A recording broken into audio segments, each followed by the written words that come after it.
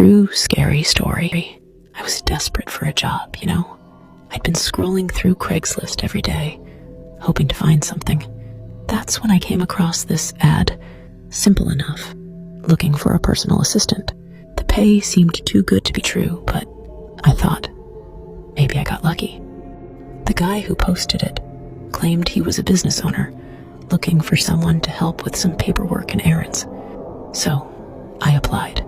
A day later, I got a response. He said he liked my resume and wanted to meet up for an interview. But here's where things started to feel off. He asked if I could come out to his house, saying he preferred to meet in person at his home office. I wasn't too sure about it, but I figured I needed the money, so I agreed. The directions led me to this really remote area, far outside of town. When I pulled up, the house was just weird. It looked old, run down, like nobody had lived there in years. There was no sign of any home offices set up, no car in the driveway, no lights on, nothing. I had this sinking feeling in my gut, but I told myself I was just being paranoid.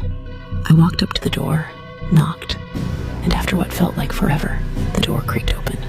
The guy standing there was not at all what I expected. He looked older, disheveled, not at all the polished business owner I imagined. He barely said a word, just gestured for me to come in. That's when I should have turned around and left, but I didn't. I stepped inside, and the air was thick with this awful, musty smell, like the house had been sealed up for ages.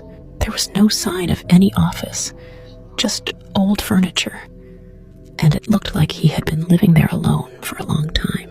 The guy barely made eye contact, and everything in me was screaming to get out. He asked if I wanted a drink. I said no. Then he led me into the back room, where he claimed we'd go over the job.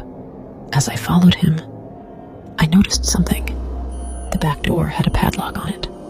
From the inside, I froze. Who locks themselves in like that? My heart started racing, and all I could think about was getting out of there. I made up an excuse, saying I'd forgotten something in my car. The guy looked at me, his eyes narrowing, like he knew something wasn't right, but he didn't say anything. I turned and walked as quickly as I could back to the front door. Just as I was about to reach the door, I heard him coming up behind me, his footsteps getting faster. I yanked the door open and ran to my car. As I got in, I saw him standing in the doorway, just watching me, not saying a word, just staring. I drove out of there so fast, my hands shaking the whole way. I didn't stop until I was back home, far away from that place. I realized how close I came to something terrible that day. I don't know what he had planned, but I'm just grateful I trusted my instincts and got out when I did.